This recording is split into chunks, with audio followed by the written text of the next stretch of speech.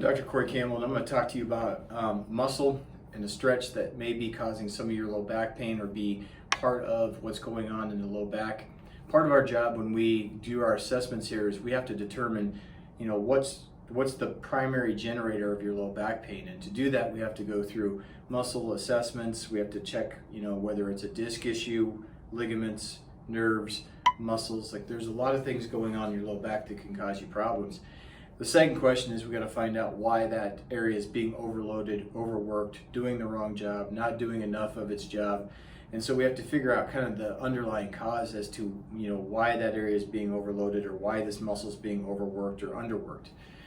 One of the muscles that's commonly used to help compensate for any sort of low back inflammation or irritation is a muscle called the quadratus lumborum. And if you've been in here, maybe you've been prescribed this stretch, maybe you've been shown this. It's a muscle that your brain's going to pick because of its orientation with the spine. It's going to help protect an irritated joint or disc or nerve root or something like that. And the only way your brain can do that is by increasing the tension of that muscle. The problem is that the back part of this muscle is a compressor of the spine. So all it can do is really just add compression to the passive structures of your low back, like the joints, the ligaments, and the discs. So a lot of times, even though this may be a compensatory muscle, something that's being used instead of or in spite of, some of the irritation and the injury to the low back, we have to change the tension in this so that we're able to, one, get the joint motion to normalize, and two, unload these passive structures like the discs, the joints, the ligaments, and the nerves. And so if we can do that, then our job becomes a lot easier and it's a lot more friendly for you.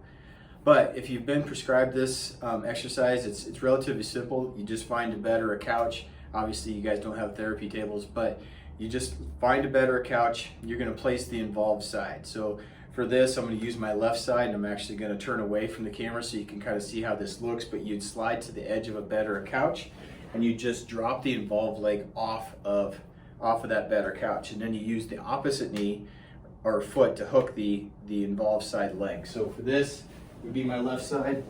I would find a bed or a couch. I would take this involved leg, I drop it off of the bed or the couch, and then I use my foot to hook the knee and add some slight down pressure.